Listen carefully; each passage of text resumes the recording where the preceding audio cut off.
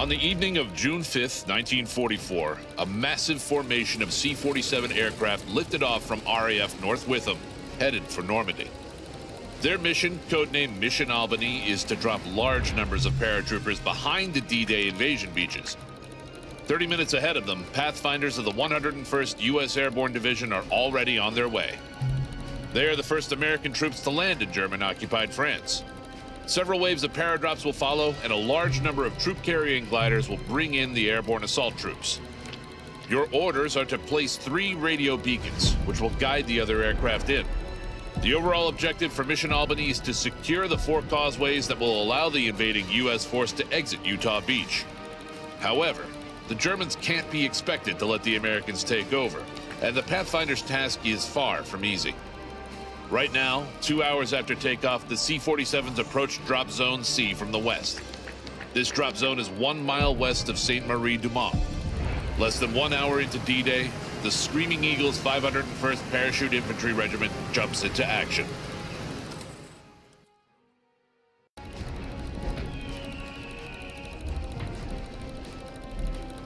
"6th of June, 1944. It's been a year since the first paradrops in Sicily and Italy, and now the 82nd is on its way to France. In the early hours of D-Day, they will jump over Normandy.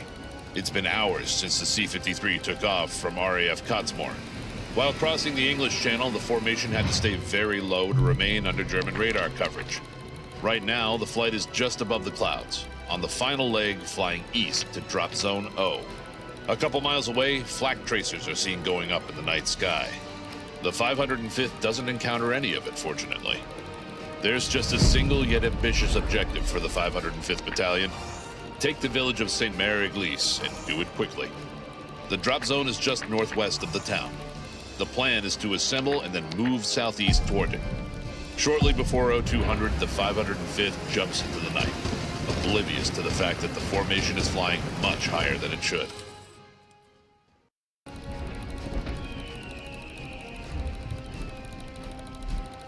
"6th of June, 1944. It's been about 7 hours since you made the big jump. This drop was one of many in support of Operation Overlord, which is in full swing by now. The flight from RAF Apatry Air Base took hours. Flak over the drop zone was heavy, and the paradrops are scattered over an area twice the size the plan outlined. You've spent most of the night moving towards your main objective and regrouping with your Easy Company comrades along the way.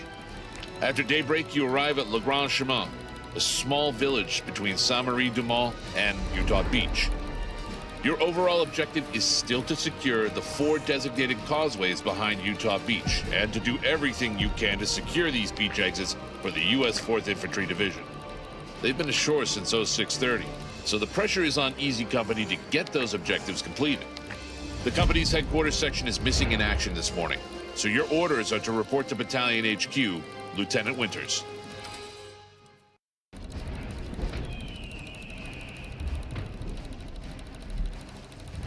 Daybreak on D-Day.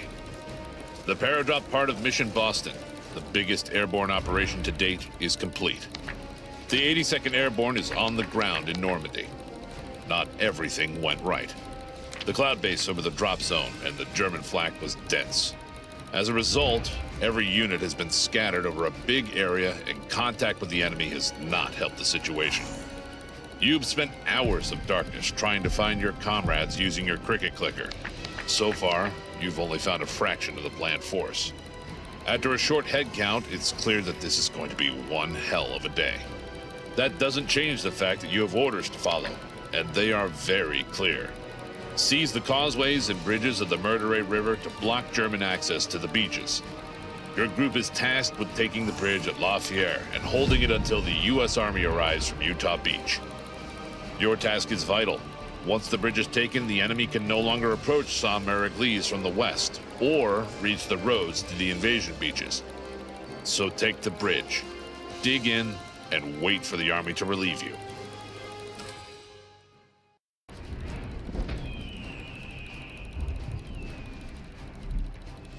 June 12th, 1944. It's been almost a week since you parachuted into France, and it's been one hell of a week. The fighting has been intense. The Germans are not ready to give up Normandy, and several fierce counterattacks have proven this battle is far from over. Carrington, with its multitude of bridges over the River Douve and the Carrington Canal, is the next strategic objective to be taken by the Screaming Eagles. The Germans are still holding the line, hoping to keep the bridges open for any counterattack they might organize. However, it appears they do not have many troops to do the job. It's clear that whoever holds Carrington holds the key to the Contentum Peninsula. If the 101st takes Carrington, our Utah and Omaha Beach forces can unite to form a continuous front. Your regiment, the 506 PIR, will approach Carrington from the south. Your orders are to take the railroad station. In support of your push, the 401st Glider Infantry Regiment will attack from the opposite side of town. You must start moving north immediately. However, be cautious not to run into German ambushes. Carrington must be ours by nightfall. Failure is not an option.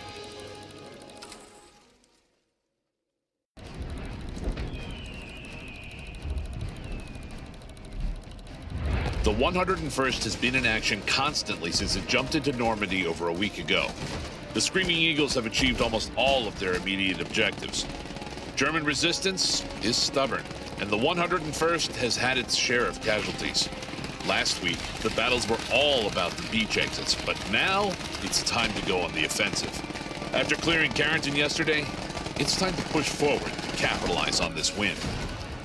This is going to be a big one because of its obvious tactical importance. Control of the Carrington area is essential if the invasion forces from Utah and Omaha beaches are to link up and form a combined front. It's obvious that the Germans are not going to give up Carrington without a fight. You are about to go on the offensive west of Carrington in an attempt to secure the entire area and create a buffer around the town. The 506 will strike southwest, using the roads to Noville. You will be in easy company, covering the far right flank. HQ has already sent scouts forward along the axis of attack, and depending on what they report, we will proceed. Report to battalion for further orders and prepare for what could well be a bloody battle.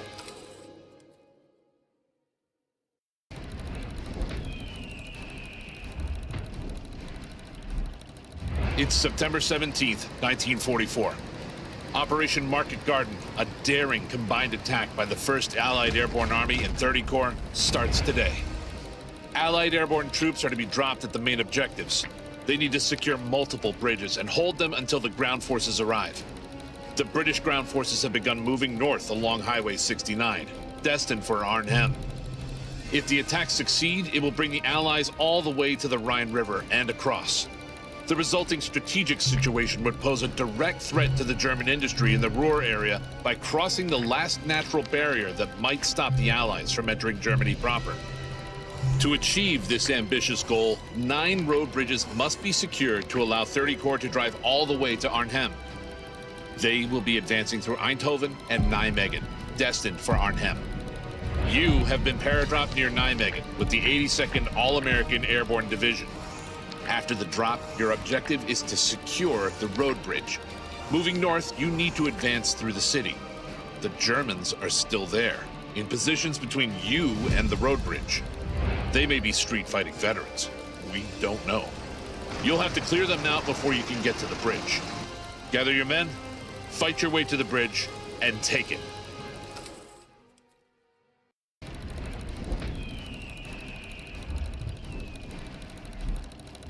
On September 22nd, 1944, having secured Wachel 5 days earlier, the 101st is thrown into battle once more.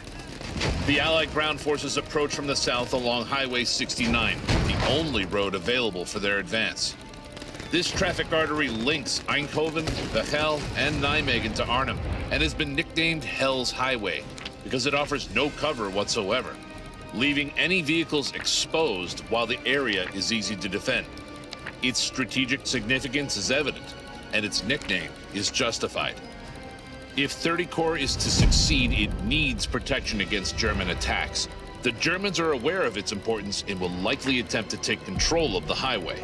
Your position just south of Wachel must be fortified to repel any German counterattacks from the west, so the corridor remains open for Allied tanks to progress towards Arnhem. Start preparing your defense immediately.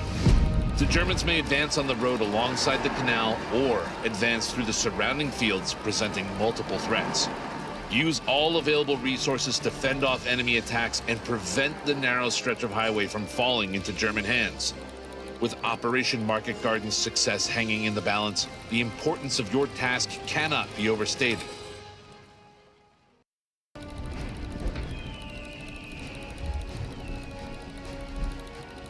December 19th, 1944.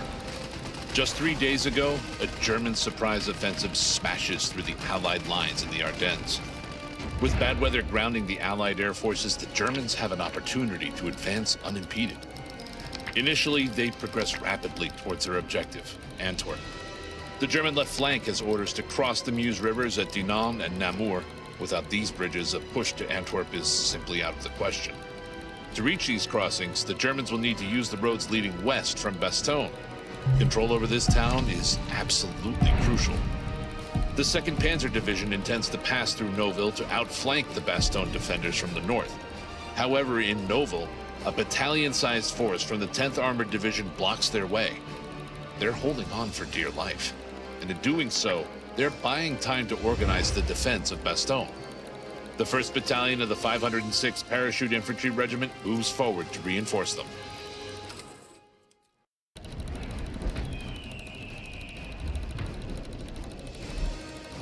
Belgium, December 1944.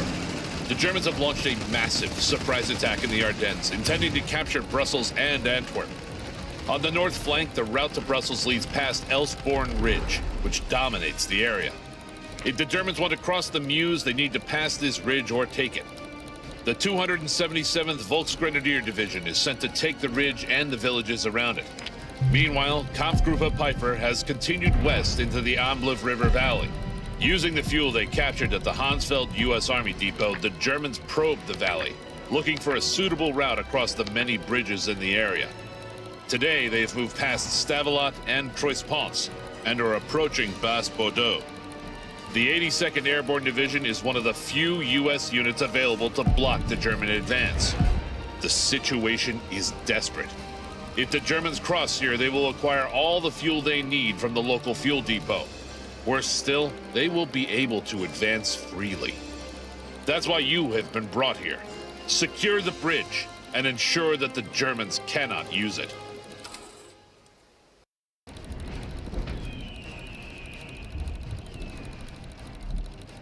Belgium, December 1944. The fierce struggle playing out in the Ardennes is reaching a critical phase. Bastogne, an important crossroad, is vital for the Germans to take if they want to continue west in force. The town is completely surrounded by the German Fifth Army, led by von Manteuffel. Despite the heroics of the defenders in Noville and elsewhere, the perimeter has shrunk, and now all of the pressure is on Bastogne. The Screaming Eagles are still holding out. Their commander, General McAuliffe, has rejected a German offer to surrender. His reply was too vulgar to be repeated in letters the troops would send home. The Germans, slightly surprised by the answer, have no choice but to prepare an all-out attack on the town. It's only a matter of time before a massive assault will begin. Because the Germans routinely attack at dawn, there is little time to prepare for the onslaught. You need to do everything within your power to dig in and organize the defense. Your sector is just outside Bastogne, covering a road that leads into the town. Hold that road at any cost.